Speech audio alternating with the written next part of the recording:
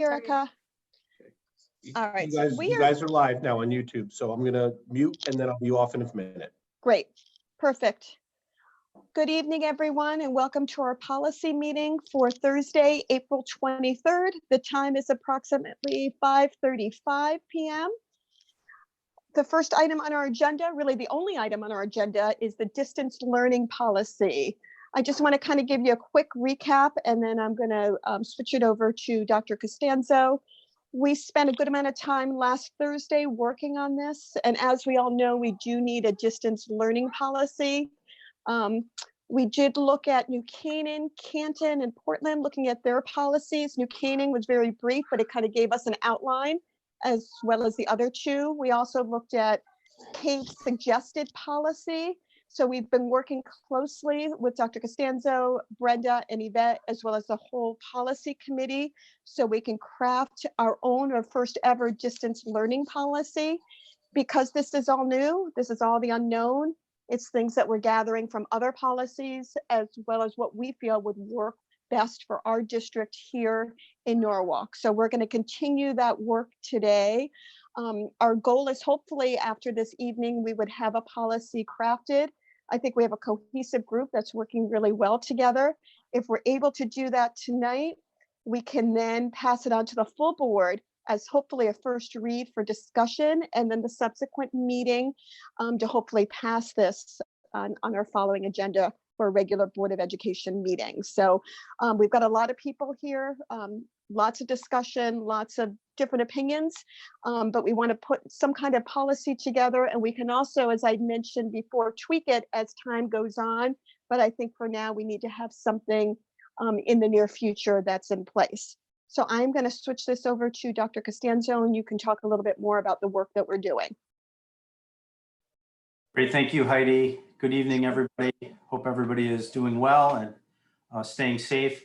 So we began this conversation around distance learning at our last policy committee meeting. There were some takeaways during that conversation that we have followed up on that we're going to share with you tonight. Tonight we have three chiefs, myself, Brenda, there's a lot of chiefs tonight, and Yvette Gorovich, who are each going to bring their expertise to the table here. Dr. Myers, as you know, has been working on the grade bracing concept and grading during distance learning. And so that will be incorporated into this policy, and I'll give her some time to discuss anything further that you'd like to share with you, and you'll have an opportunity to ask any questions that you might have around grade bracing. We also, Yvette Gorovich and myself, had the opportunity to do a Zoom conference with Marsha Moses, our special education attorney. And since that call, she has gone into the policy and made several feedback markers in the memo. And she hasn't actually gone into the body of the text of the policy, but you're going to see all of her recommendations in the margins of the policy. And so what I'm going to do is now share the screen. And when we talk about Marsha's commentary and recommendations for the policy committee, Yvette is going to speak to that in more detail. So I am going to share my screen with you now. And everyone should be able to see the CAPE policy. Can everyone see that? Can you make that a little larger, Frank? Yes. Thank you.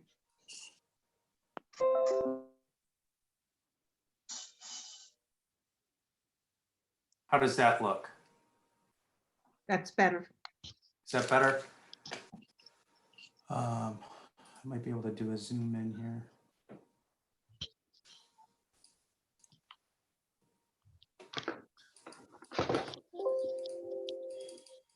We're zooming into Zoom. Zooming within Zoom. That's better, Okay. Frank. Okay, great. So I'm just going to quickly scroll through here so you can see where the changes have been made. They're all in margins. And we're going to work through each of her suggestions tonight. I believe it ends there, right? The Portland policy starts here. So those are the recommendations that our attorneys have provided us that we're going to review tonight. So I'm going to ask Yvette to take us through those especially the ones that are special ed specific. We'll go through this. Then we'll give Brenda Myers an opportunity to discuss in any more detail the grading aspect of this policy. And then I'd like to leave the last portion of our meeting tonight open for the board members to be able to discuss this, ask any additional questions, but also to provide any feedback or input that you might have. Thank you, Frank. Yvette? Thank you. So most of Marcia's comments are not specific to the questions that were posed with regard to equal access and accommodations for students with disabilities. Most of the comments really refer to issues related to the policy in general. And, you know, if we go through them one at a time, we can talk about that. She does have 2 or 3 comments specific to the questions that were posed by committee members with regard to equal access and accommodations. So the first, she prefaces in her conversation with Frank and I, she suggested that that which is in law does not necessarily need to be in policy. And I think that is her recommendation on all of the policies that you've set in the past several years, that you don't repeat law in your policy. And I know that the policy committee has followed that as a guiding principle. What she does say with regard to page 1 is she is suggesting that on page 1, the language is too broad, and that we may want to reference media in a bit more specific way. That's her first comment I don't see it here, but she's just suggesting that take a look at how we're referencing media in general. It was on top of the comment, the first comment that's showing now. I don't know why it's not showing on the screen. The second comment that she's making is that the policy addresses virtual and online courses, as well as if we want to authorize kids to take university courses online. So again, that's a broad virtual learning, distance learning policy for your consideration. She does suggest, if you don't want it to cover access to college courses, that we remove the references to college courses in your policy. The third piece, and then I'll stop for your discussion. The third piece is that the language here for online opportunities is not necessarily consistent with your purpose with regard to school closing. So you may want to have language that reflects both your policies with regard to online learning and access to online learning, and then speak specifically to issues related to emergency closures when only online or blended learning is available. So maybe I should stop there, see if there's any discussion on that, and then we can go to the next. So one of the points of feedback that I had given was on the second highlighted section about the set windows of time. So as a SPED parent, it's really difficult to execute homeschooling in a set period of time. And as a working mother, it's very difficult to execute homeschooling in a set period of time. So that was something that I had hoped that you guys would have a conversation about and see how we could amend that language to be more flexible. And Erica, as you know, I shared with you, those were some of the comments that we got in response to the survey that we sent out. Many of the comments were asking for flexibility. So I turn that over to for discussion to the committee. Yeah, I would ask if Brenda Myers is there, perhaps you could speak to the current design of the distance learning program, which does require certain moments of the day where students are expected to be online engaged. Can you comment on this, and maybe we can figure out a way to be more flexible in that language? So I appreciate that, Frank. And I think one of the things we have to think about is this is a policy that covers all children in grades K through 12. So I want you to imagine a high school student who typically takes courses with 7 different teachers. If you don't establish some sort of schedule, when a teacher is actually teaching an online synchronistic lesson, they wouldn't know what class to go to. And when the teacher is setting up Google Classroom, if you don't build a schedule, the teacher doesn't know what class to be in with which students. And so there's a basic infrastructure that's built so that students, particularly at the middle school and high school, know which teacher to see. We actually run a schedule that's an A-B day so that they know today is day A. I'm going to have my French class today. It's going to meet between 10 and 10:50. That my teacher will have an assignment ready for me. If my teacher is going to be synchronistic, I'm not trying to be pulled into multiple directions.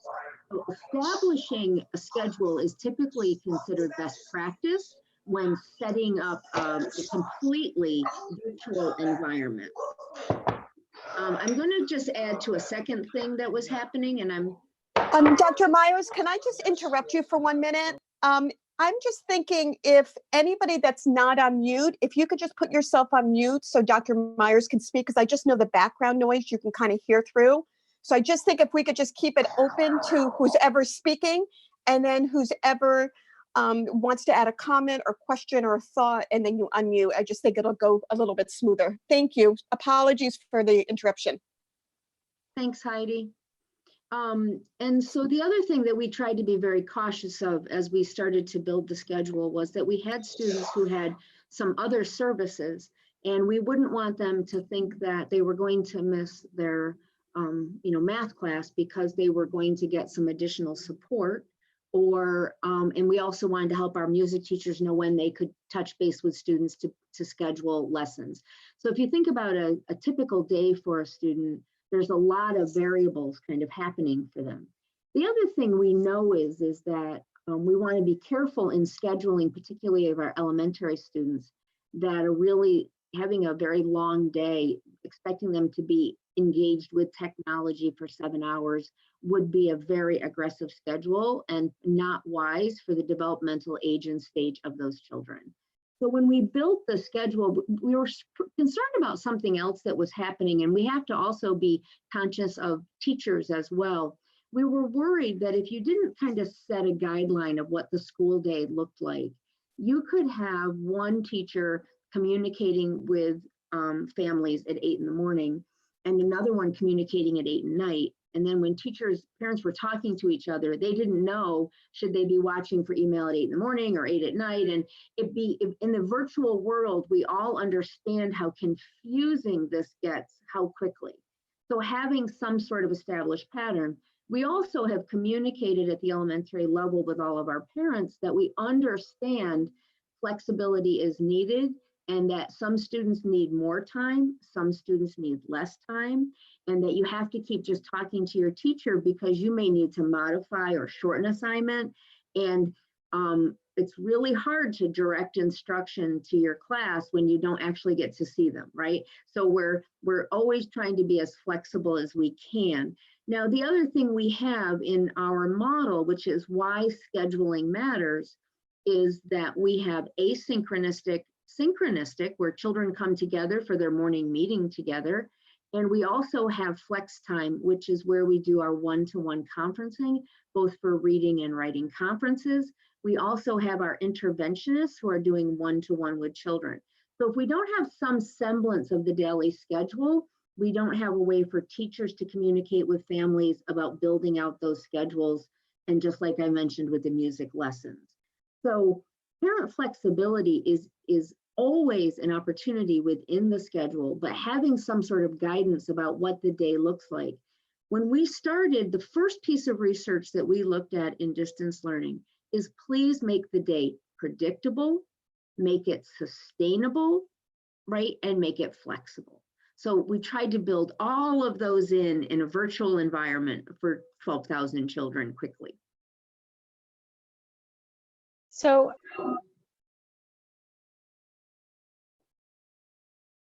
I think the word then that is potentially missing from that paragraph is flexibility in participation. I know even my Gen Ed daughter, yes, she's got a block of time that Silvermine is dedicating to classes, but there's also YouTube videos and online games that they set up to give me flexibility that if I have to run downstairs and be on a conference call, or I have to be sitting with my other daughter, that she can do those later on. Yes. And I think any working mother, any special needs mother, father, guardian is going to feel more comfortable with a flexibility written into that sentence. And it's why we like the way the policy says it talks about programming that is asynchronistic as well as synchronistic. We're not saying that the entire virtual program is synchronistic and we're all in the room at the same moment, right? We have to be able to move between those modes. Dr. Myers, if I could just add, I think also having those relationships with your teachers. So if there's an issue where you're not able to meet a certain assignment, I think having that one-on-one interaction, I think is critical. It's critical during the year, it's critical during this time, during virtual learning, but I think having those relationships. And I think as Eric had mentioned, whether you're a working mom or a dad or a guardian, and, parents, it's a lot. It's, you're with your children, you're working, especially, we have 3 through 12th as far as having some kind of, whether it's a laptop, it's a Chromebook, and I know we're working on K through 2nd, but there's also going to be challenges once that happens. So, it's getting everybody together on the same page and working closely together. And I think that outreach is really, really important. And I think the flexibility, and I think we're all need some kind of flexibility. Yeah, so absolutely, it's a great addition to that. One of the other pieces, the reason scheduling helps us as well as there are still additional teacher responsibilities during their workday, which obviously they have opportunity for a lunch and a break, but we're also running grade level planning sessions. They still have faculty meetings. There's still a tremendous amount of preparation. And so we build that into the schedule with a predictability as well and leadership support.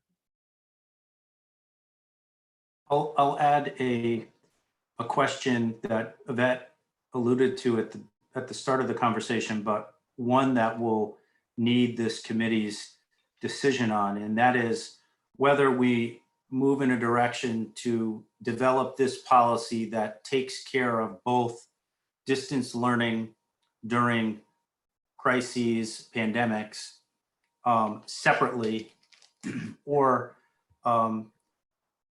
pass a policy that includes all of the distance learning that occurs during normal business. And so what we're looking at present is a policy that has all of the distance learning policy language that would be necessary during normal times, but builds in specific language that addresses the current situation that we're in. And the committee will need to make a decision about whether it wants to separate those two or continue to try and build both of them into a single policy. And I feel strongly that we should definitely look to separate, just remembering from last week's meeting, and also being intentional to capture some of the things that were executed well on NOWOX and in preparation for this. Those are things that if looking at it in that silo will, I think, help us keep, I guess, a positive reflection on efforts done to exhaust equity, because we can't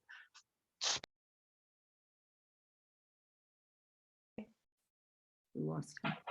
We lost- So just to circle back to Erica's issue, I think we lost Godfrey. So Heidi, if it's I'm still okay. here. Horrible Oh, connection. go ahead, go ahead.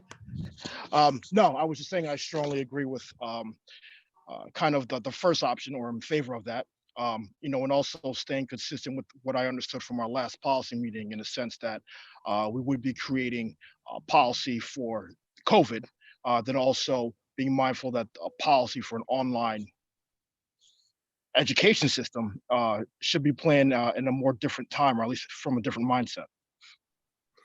So just to circle back and reinforcing what Godfrey just said. So if there is a child, let's say we're providing access to an online course, an accelerated online course. And it's only given online, and it's a singleton, and it's only given by one instructor, and it's in real time, it's synchronistic, and we want to be sure that students with disabilities who are otherwise qualified to take that advanced course has equal access to that course. But that course is only given at 10 a.m. on Monday, Wednesdays, and Fridays. So that's the equal access issue. In a COVID or an emergency issue, it becomes a bit different, because all courses are being offered in an online. It's not an opt-in, it's that there's no other option. Excuse me, I'm having some background noise here.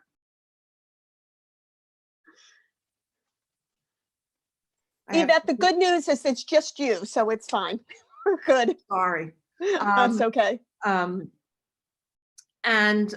So when there's no other option, then the flexibility comes in. So for example, if all the courses are online, and as Brenda said, we need to have a schedule, otherwise our staff would not know where to be when, and we really want to support this face-to-face real-time teaching, then perhaps we think about other options, not just for kids with disabilities, because we want to take a universal, a UDL approach to this, but could a teacher, for example, video a discussion that's being given in real time, but that video would then be available for students who need flexibility in their schedule. So that doesn't need to be written into policy in terms of how to do that. That's the work of the departments, but I could see that kind of flexibility with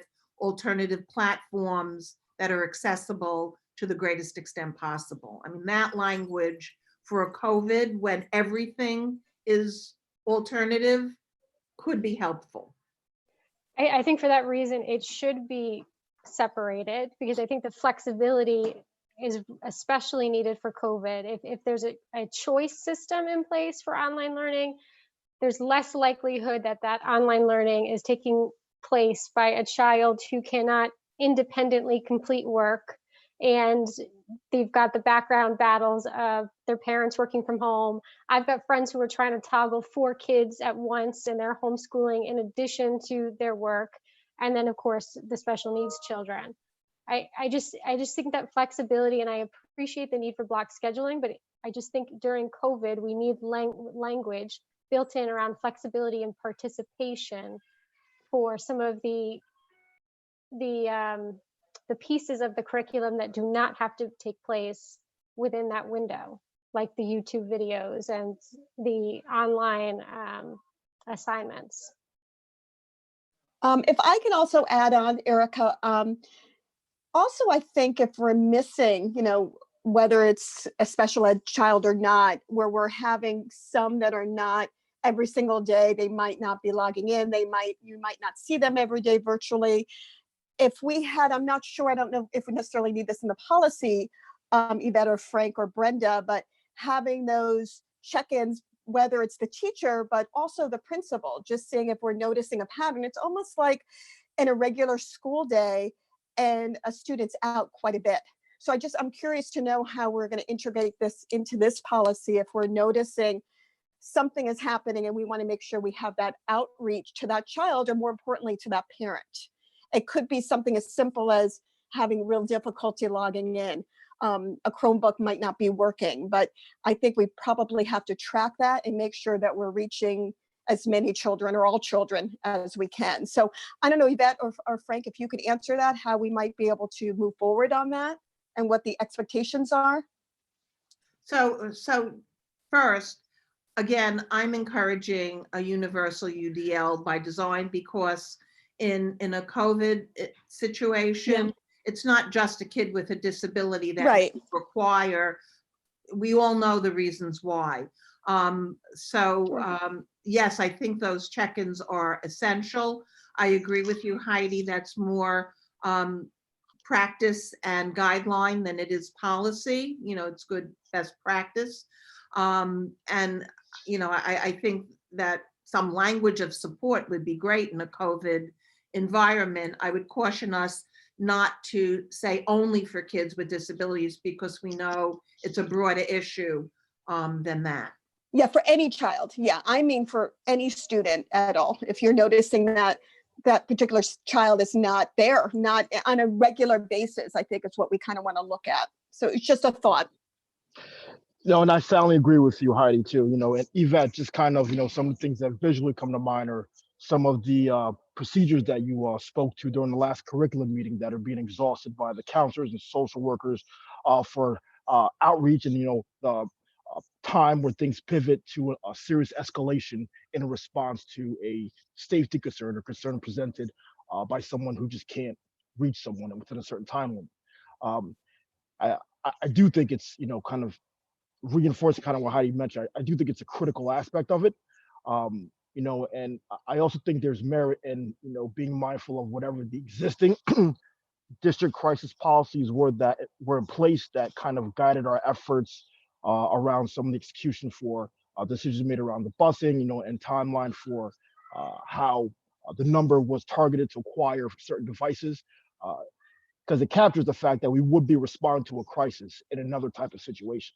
And some of the initial things that were done rolling this out, I wasn't clear how much of it was part of our normal protocol or just things that we realized at the time. But now the situation requires it to be captured, I think. Well, it sounds like we're moving in a direction of a separate standalone COVID-19 policy. And it'll make good sense for us to focus on one versus the other.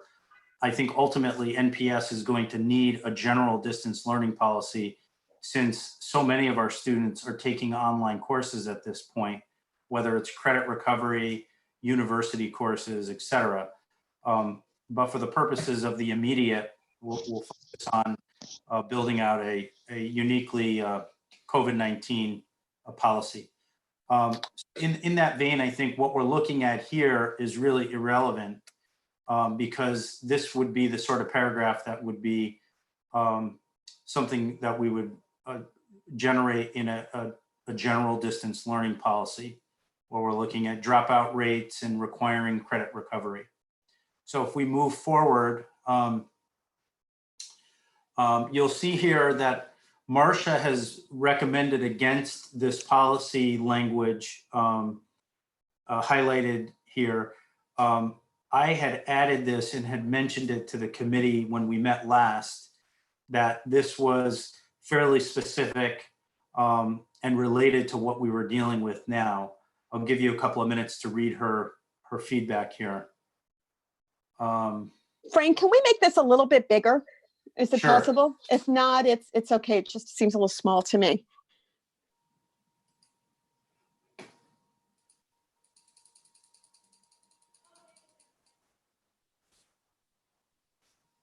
Thank you. How's- Better. Thank you.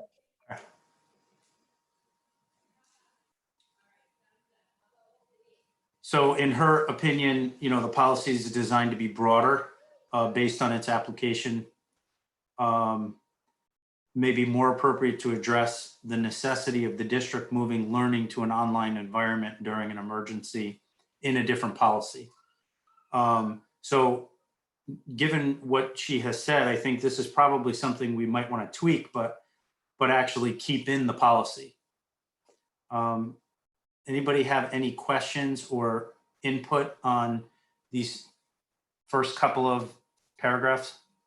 Yeah, Frank, I just wanted to bring up that what you a minute ago, you were saying that what a need we have for really focusing on this policy. So I think when Marcia first read it, it was that overall distance learning for the whole district, right? And so her comment reflects on that. Now that we're Exactly. thinking about a narrow, like, I think that introduction is so appropriate because it sets the context for the purpose of this policy. Okay, thank you.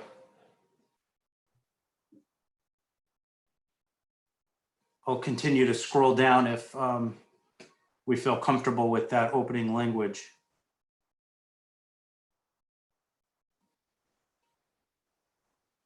Is the assumption that the equities portion of it for other children in other high need subgroups will be addressed at other points in the policy?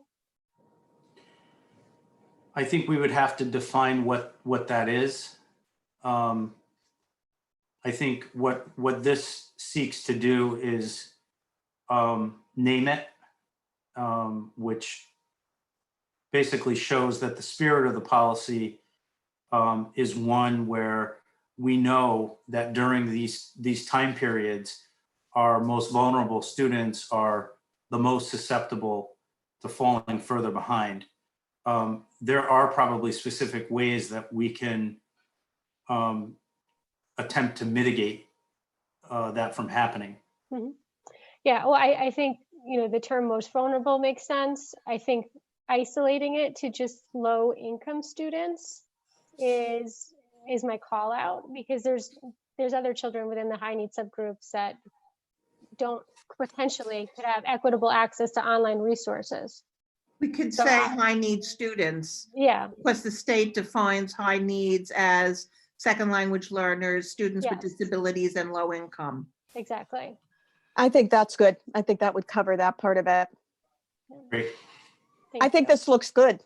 I actually think the verbiage on this is appropriate. Any other comments on this portion before we move forward? Okay. No.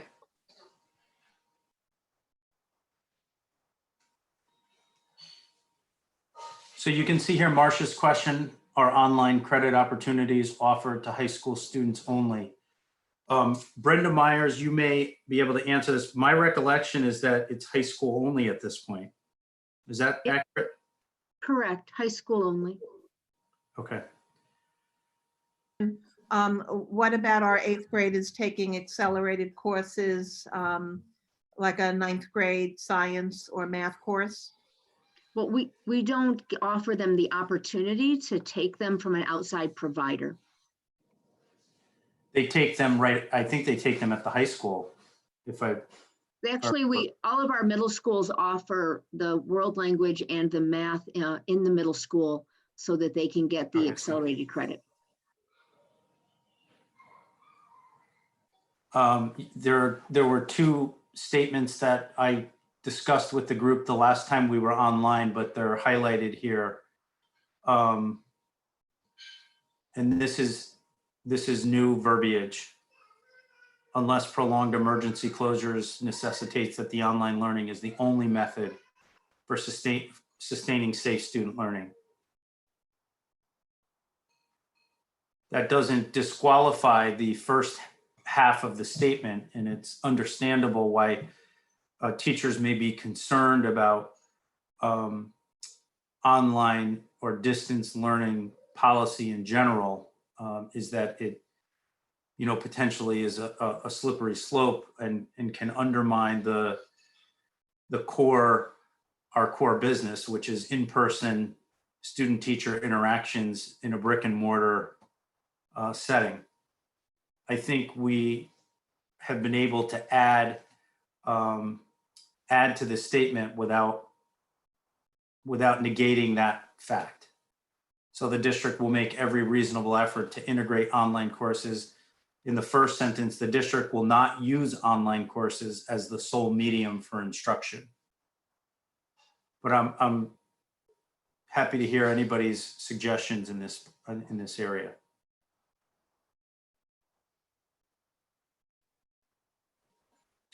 So my thinking in this next section would be that we would likely be striking this, right? Because this would not really be necessary in this particular prolonged crisis closure policy. It does make sense for the policy committee to work on something like this in the near future, but I don't think it's necessary. Marcia, I had included number 8, but she didn't see the need for it. Again, this is going back to Brenda's point, in a general distance learning policy. So we're adding it back in now that it's not general, right? Right, right. And I don't know if we need to set up that, we probably need to set that up somehow. It probably can't just stand alone like that. Let's see, district will make every reasonable effort and maybe. Can we add that in underneath that if we strike everything else and underneath? I'm Like just looking at. cut and paste this? Yeah, yeah, just so it flows more and it's more precise. Frank, one of the things I'm wondering about with this policy is, I think we all have a vision in our mind that, let's say that we know we're headed to a blizzard and we're going to be down for 2 days. And we always want to think about, do we have the potential to maintain learning when we get into, it's more of a short-term sort of closure. And I want to make sure that we feel comfortable that this language that we're writing would serve that purpose as well as a more long-term closure, because we may actually be in a place where a building has to close for a couple of days. It might close for a week, it might close for 2 weeks, it might close for a month. Like, I think there's a lot of different variables we want to be able to address with this. That's a very good point. And this would be the area to insert some additional language to provide us with some more coverage. Frank, I was wondering about just removing the word prolonged. Unless Okay. emergency closure necessitates that online learning is the only method. I think if you move prolonged, it does everything we need it to do.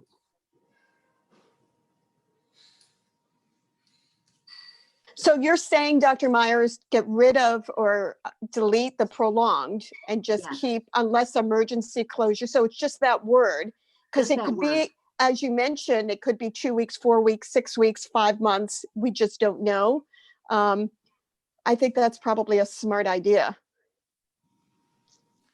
I agree. Do we want to say something like, well, we do say other emergencies. Yeah, I like that language because emergency closure is health related, weather related.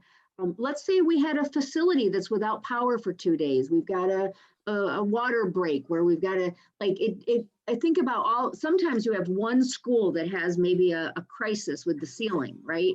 And you need to go down for a few days to get it fixed. So if we just put unless an emergency closure is necessitated, it gives us some flexibility to maintain instruction in a lot of different environments, which I think is a great goal.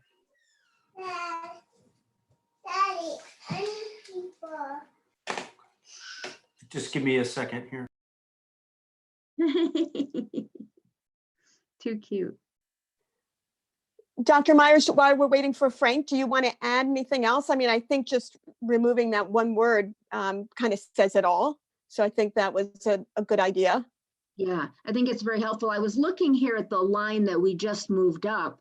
And so I'm wondering if, I like the language about emergency closure. And the next one, I think it's duplicative. I'm not sure if we need that last insert or not. What do you think? Brenda, are you talking about this here? Yeah, I don't know if that goes up in that introductory paragraph more.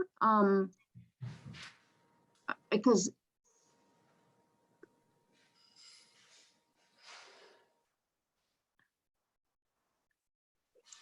I think the opening you did is nice.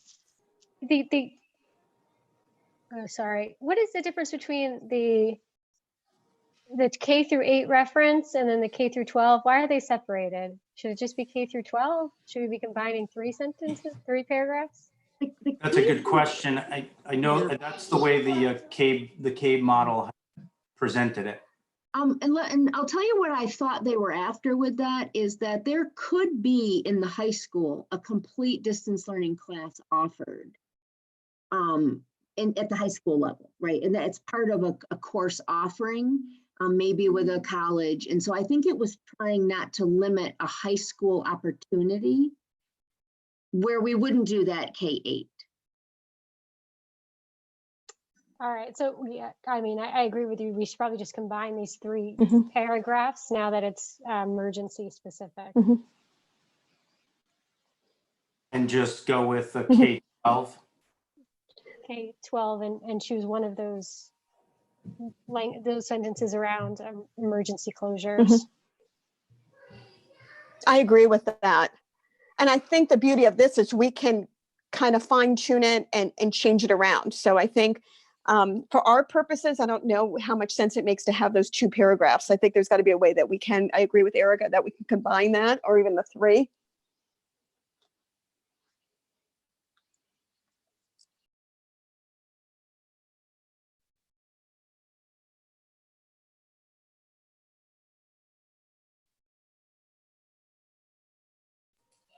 For now, I've just gone ahead to strike this portion. And then we'll move this into one single paragraph.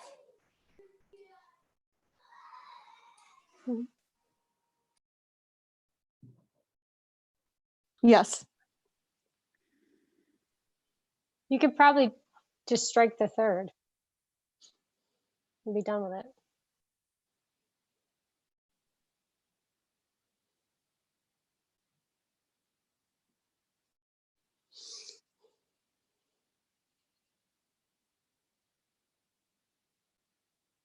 Everybody feel comfortable with this and moving on?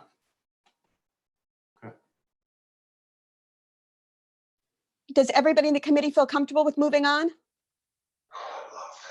Yeah. Yes. Okay. Okay, good. Erica, you're good? Okay. Thanks, Frank.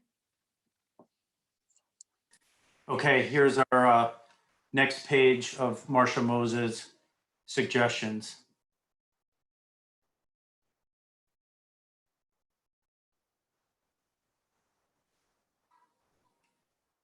Yvette, in this first bit of feedback, she addresses students with disabilities. So you're looking at limiting the prerequisite with regard to maturity. So I'm looking to see where in policy she's referring to. Well, again, is this relevant for COVID if this is about prerequisites? You're right. You're absolutely correct. That's a good point. So we'll skip that one for now. Yeah.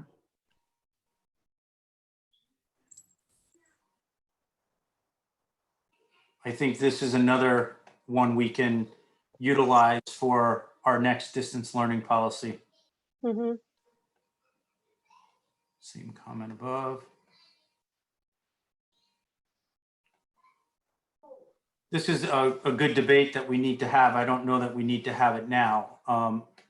My understanding is that currently the district assumes the cost for all online credit recovery coursework in the district. Yes. Yeah, we have to table that one. It's not relevant to this, right? To the COVID. I'm going to go ahead and move forward if everyone is good with that. Yep.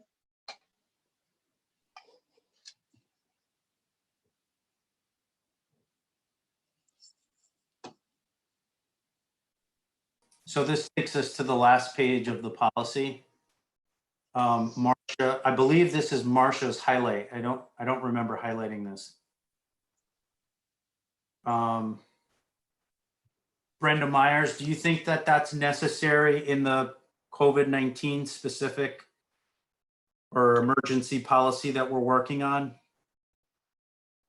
I mean, it is important that our instruction is in compliance while we're, in an emergency, right? Yeah, Well, I think the language would just need to be tweaked since we are choosing the curriculum, that the Yeah. curriculum aligns with, our standards for course rigor. So we'd have to just finesse that a bit because it's not somebody else's course, it's our course. Right. Approval of any NPS NPS courses, courses, curriculum. of course, yeah. Curriculum shall be, I want to just make a comment there, specifically to outplaced kids. Yeah. With disabilities in approved or perhaps in non-approved private schools, that it's not our curriculum, but we need to authorize that the curriculum is consistent with the Connecticut academic standards. So there is a group of kids that the issue of NPS courses may not be relevant for, but we need to authorize it on transcript. So I do think that needs some tweaking with reference back to Connecticut requirements. And to that end, do we need to ensure that the online curriculum is reflective of the IEP? We have that language in here too? I don't think we need that language in there, in that the district's PPT is responsible for ensuring the appropriateness of IEPs. That's not covered by this policy. The issue is really offering credit in a COVID-19 for coursework that a high school student may be completing in a approved private school. We need to make sure that that course meets our requirement, and that's following the Connecticut's requirements. I wonder if, sorry, I just wonder if maybe if we take the lens of we're writing a policy for an emergency closure, really what we're saying is that the curriculum will be as close to the district's accepted, current courses and curriculum, understanding that there may be some modifications needed based on the virtual environment.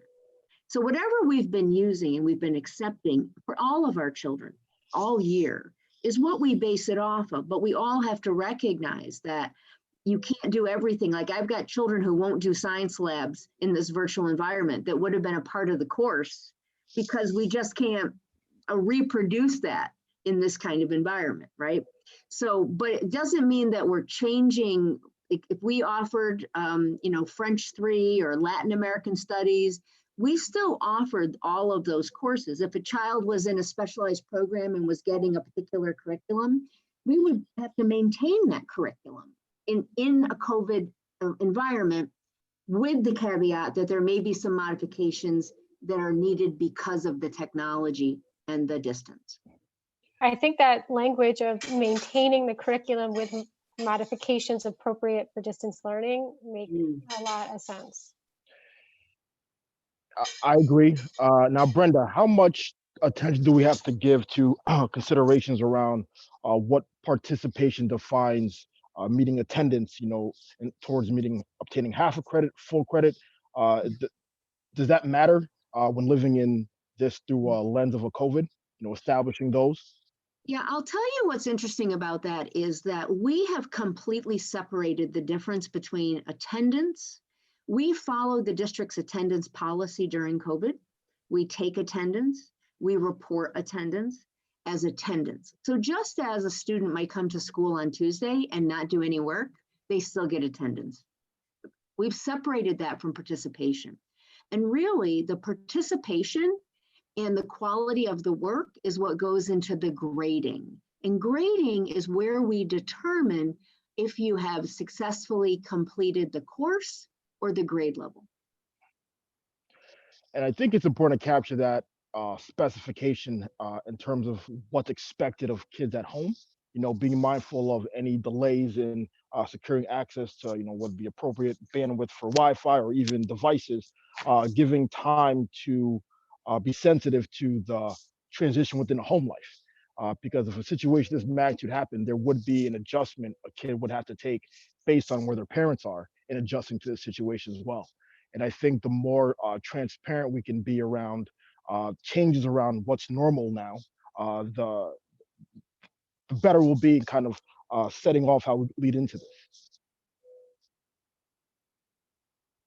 I think, Godfrey, those are really good points. And I think when our younger learners, our K through third graders, are able to get their Chromebooks, we'll have to, you know, staff will have to, principals, teachers will have to monitor that closely, because that will be a learning curve.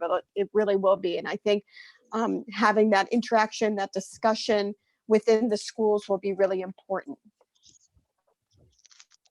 And I think this leads a little bit into our conversation about where grading fits in this policy about emergency response here in COVID. And I think the opening statement where we've said equity is an issue in this environment, it's well documented. No child should be harmed because they cannot access the technology or the learning in this mode, right? So our first rule of thumb in a grading policy is do no harm, right? And so now what we say is, in that, how do we give guidance to teachers so that they can look at participation, so that they can give feedback, so that they can monitor growth for children?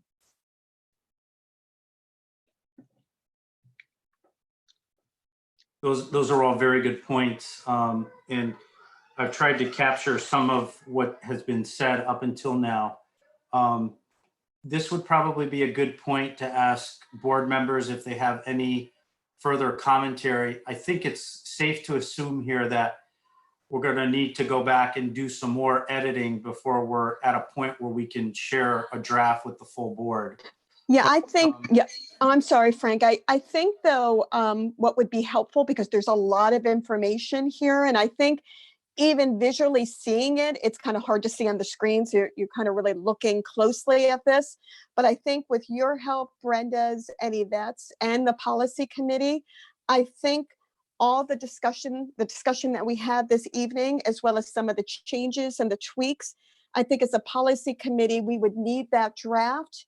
And what I would like to propose is that we would need to meet again once we had a copy of these revisions that we discussed tonight, and then come back again, which we would need to do next week prior to our next Board of Education meeting. So I'd like to see if everyone is on board with that, with the committees on board, as well as Yvette, Brenda, and you, Frank, if that would be the way to go. I would suggest that we would do that, but I want to make sure that everybody is in sync with that. That's a great idea, and I'm definitely on board. Okay. Erica, are you on board with that?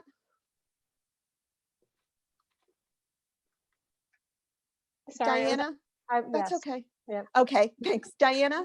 Yes, please. Yes. Okay, and Brenda and Yvette, are you on board with that as well? Absolutely.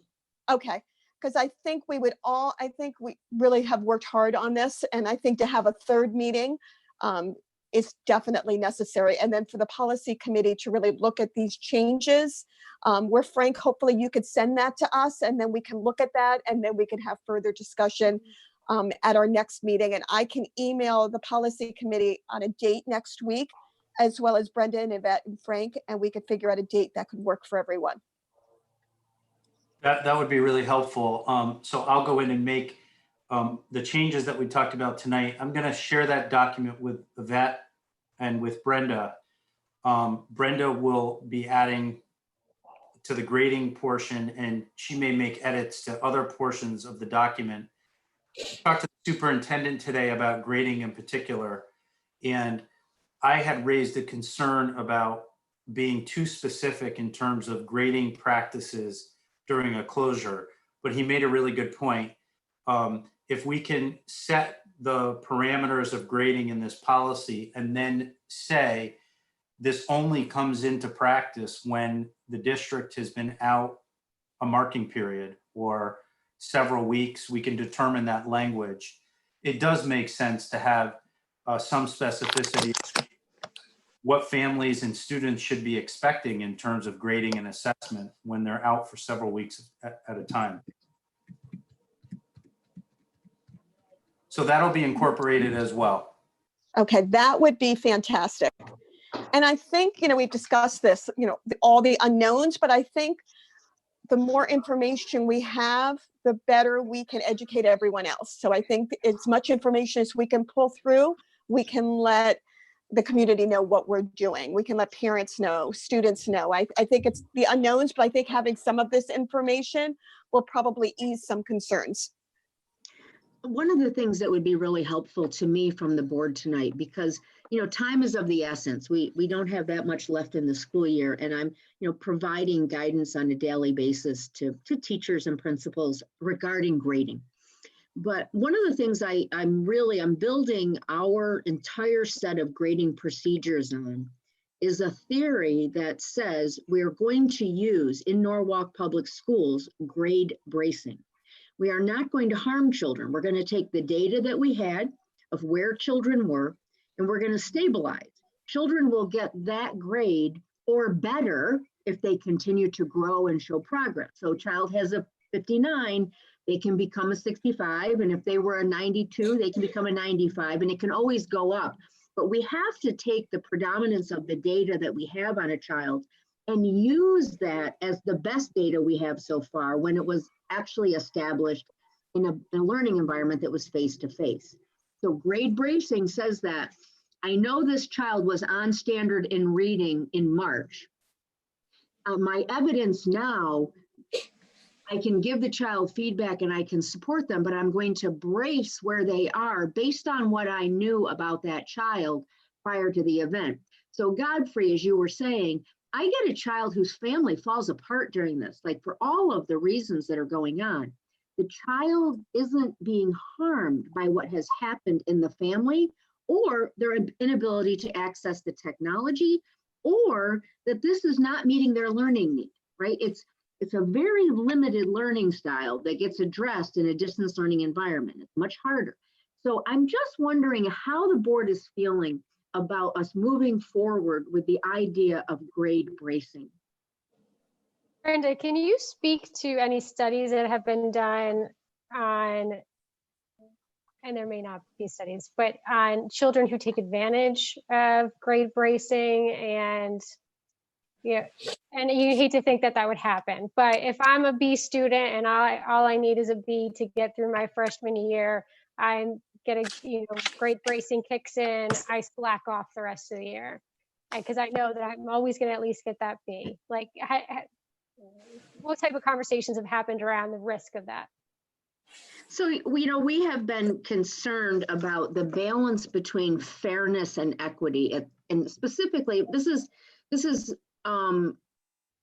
really relevant, that the amount of how teachers are accepting assessment and giving feedback to children and supporting their revision in elementary through high school is a critical part of the assessment practice, right?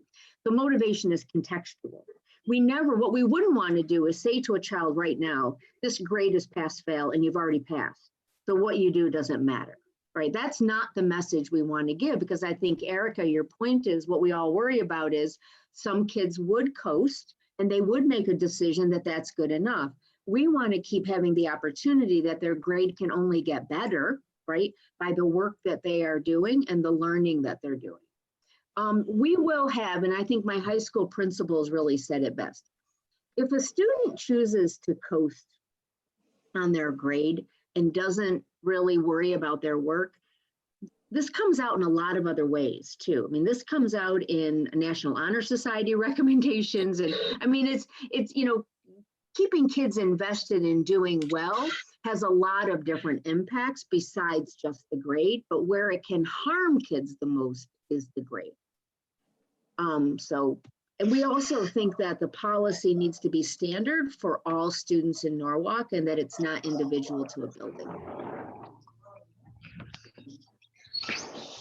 So to answer your question, Brenda, I like the idea of grade bracing.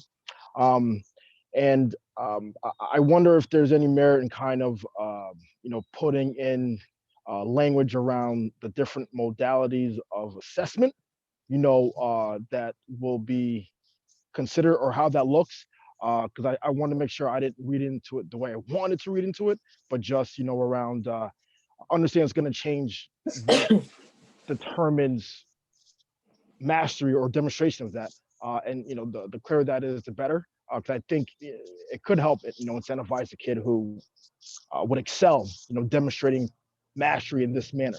But I like the idea, and more, I guess maybe clarification of like what the definitions or type of assessments would look like in this situation.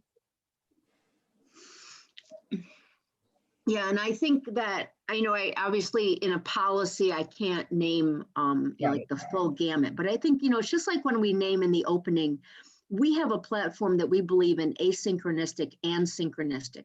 When the board says something like that, they've said a lot, because there are schools all over this country who will not allow teachers to go online with kids. That's a whole different program. And so I think, Godfrey, your point about assessment, if we can reinforce the assessment practice that we want to see on a regular basis with the feedback, opportunities for revision, and always being able to monitor growth and progress, and we set that as our guideline, it says a lot about the kind of work we want. When you move into distance learning, those very specific content tests and skill tests become inconsequential, because all you have to do is Google, right? You don't know who's helping the kid. But once you have that reading conference with a child, you know a lot about how they're doing. Good. Thank you. Brenda, can I ask you, how does the grade bracing and the pass-fail methodology, how does it weigh on your eligibility for, in this case, fall athletics? And so actually, because in the high school, so this is a high school issue as opposed to an elementary, middle school.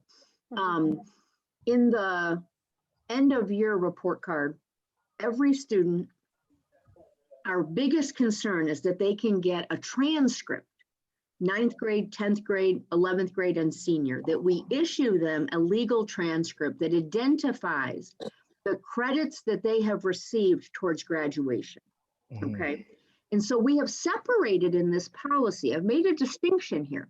You're going to get your grade for your GPA, which is why those kids who are still trying to increase their GPA will continue to stay invested in that. But when you see the transcript for the COVID year, you will see a pass, fail, or possibly passing with distinction. That's one of the recommendations I've made to the committee. So eligibility for sports for next year would not be an issue. And Frank, I'm going to ask you that. Is there something that would prevent a student from being eligible for a fall sport based on a course failure? In the prior year, Yeah. there could be with a specific program or team, but generally one's grades are what are the determining factor at the same time that they're playing. So it's not typical for a freshman who fails English to be a sophomore and be prevented from playing basketball at the start of that season, provided that student is passing all of their courses at that time. So just to play this tape out, and this may be just me remembering my high school experience and how it worked then, but you had to maintain a certain GPA to play sports. So if there's an equity issue and we can't guarantee that somebody's GPA was not negatively impacted by COVID, would that potentially, impact them playing a sport in the following season? It could, because could. there is still a cumulative GPA review when sports are playing. You were talking more about if they failed a course the previous year, would they be eligible the following year? Yes, unless the total GPA falls below a certain number. I think it's 1.5 at Noricai and Brian McMahon, but we'd have to take a look at that and check. There is a minimum GPA requirement to play sports at the high schools. Okay, we don't have to, continue down the path on this call. I just want to make sure that we play the tape out and we're considering, everything down to extracurricular activities and how these policies can impact those things. Erica, I think your point is well taken, and I think it's exactly the argument for grade bracing, right? Because that is the fairest way that wherever the student was at the midway point, and they may have had a tough start to the year for another reason, they can always get better, but they can't go backwards, right? So we're actually advantaging children who may have had struggles for other reasons as well. Okay, thank you. And Brenda, kind of similar to Erica's scenario regarding seniors, is there anything that we didn't cover thus far that we should speak to as it relates to seniors transition in this COVID? So, again, we want to ensure that our seniors are eligible for graduation. And one of the things that I am recommending, and this is for all of my high school students, is I am worried about a student that may have been really struggling during COVID and needs some additional. 可以这样储存 Amazing 感觉前30年白到了1个亿 Sorry, I don't know what that was. So I'm wondering about the opportunity for a student to receive an incomplete, so that if they needed a 3-week period to complete the work, maybe they were very close, they need some additional tutoring support. I'm wondering about an incomplete as an option for students who are close to getting, passing the course, but need a little bit of extra help. We also are running a full summer school with credit recovery. So what we need to know is if after an incomplete, if a student has failed a course, we want to be able to give that 5-week summer opportunity for credit recovery for students to make up courses they had trouble. So we're looking at it in 3 ways. We're looking at the grade bracing, we're looking at the possibility of an incomplete, and then we're looking at what they might need to do in the summer academy. I've actually am kind of factoring in doubling of summer school to make sure we have enough course offerings for students who may have had difficulty. Okay. We may want to take a look at the New Canaan policy Yeah, specifically geared toward high school seniors and graduation. And that might be helpful for us as we tackle this component of the policy. I think if we can do that, I think would be a good idea for the New Canaan one. And then I know for you, Frank, Yvette, and Brenda, you'll be discussing this more, working again on some of the changes and thoughts and suggestions from the whole committee and all 3 of you, and then you'll send it to the committee for us to look it over. And then I think we'll be at a better state as far as making discussions and then possibly moving this policy draft over to the full board for discussion.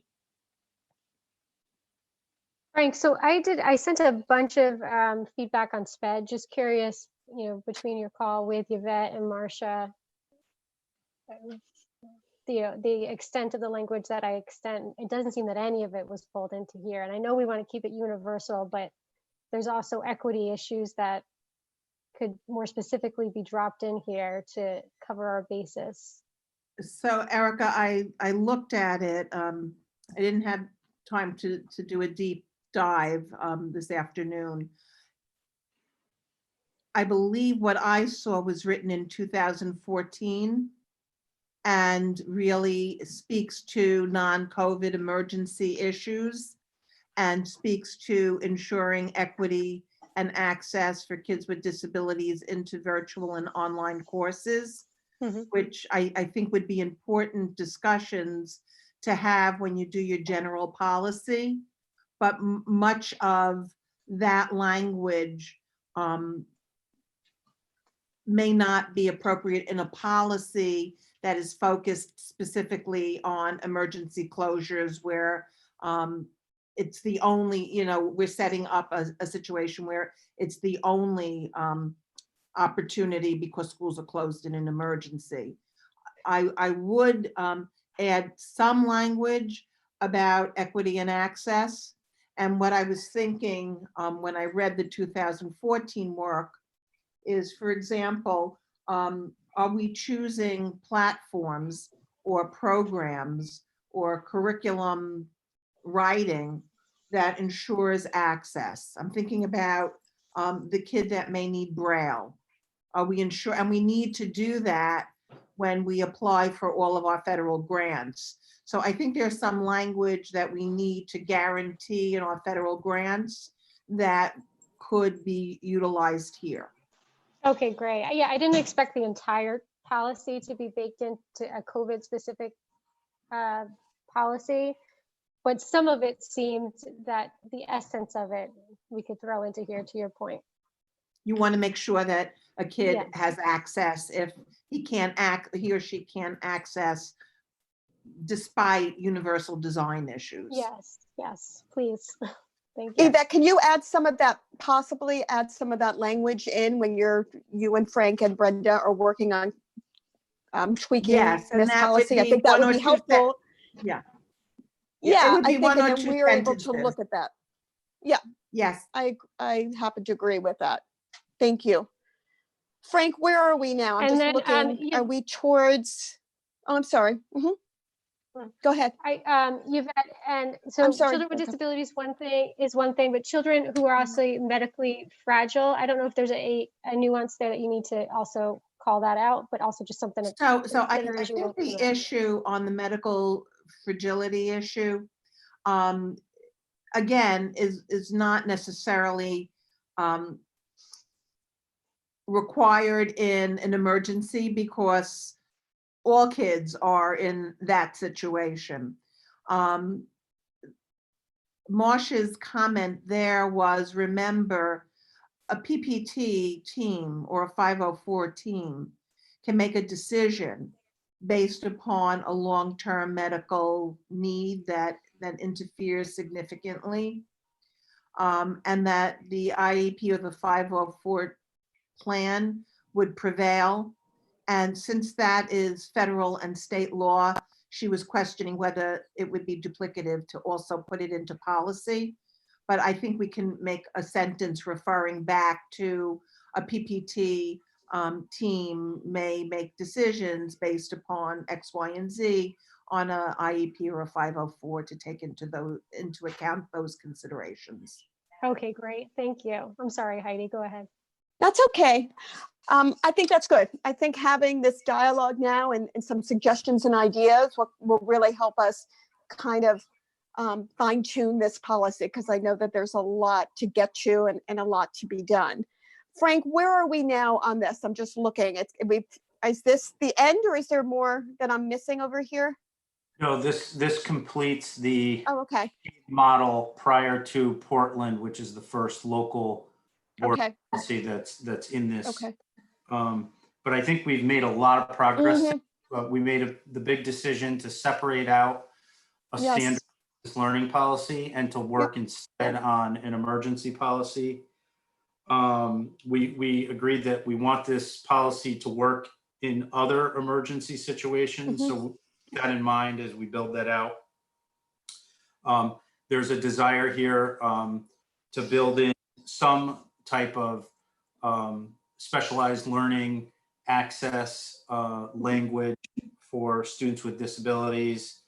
And we also talked about the importance of seniors in particular and the need to take a closer look at the New Canaan policy for that purpose.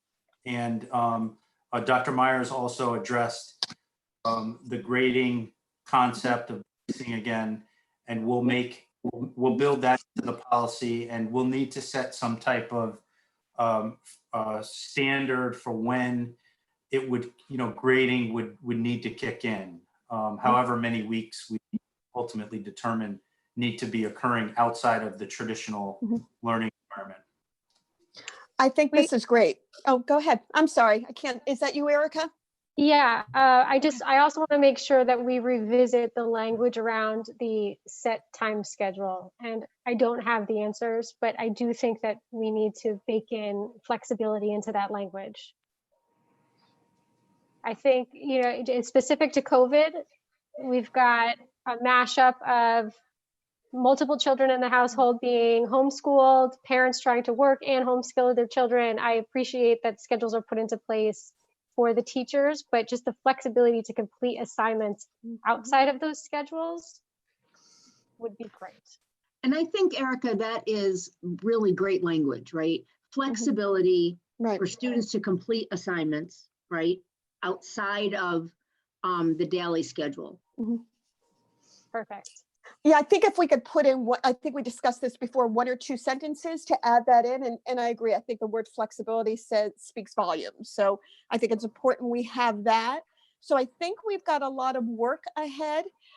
Again, Frank, once you've met virtually, right, with Brenda and Yvette to kind of fine tune this a little bit more with our discussions. Just as a recap, you'll send it to the full policy committee so we have it. I, in turn, will work on a couple of dates for next week that will possibly work for all of us. We'll have another meeting. I think with having fine tuning this and us able to look at it ahead of time and then coming into the meeting will be even more productive for us. And then hopefully we can add some more dialogue, some more language, discuss it more, and then hopefully at that point we can vote on it and then move it to the full board for discussion. Excellent. Okay. Is there any other thoughts or comments or questions from any of the committee members before we adjourn? Just thank you. Okay. Great. Thank you. Thank you, Erica, you. Godfrey, and Diana, and Brenda, and Yvette, and Frank. Hopefully I haven't missed anyone. Thank you to everybody. Stay safe. All right, can I You have a too. motion to adjourn? Motion to adjourn. Great. Can I have a second? Second, All in favor? aye. Yes, aye. Thank you. This meeting is adjourned. Thank you, everyone. Be safe Thank and have a great you. night. You Thank too. you. Thank you. Good night, You too. everyone.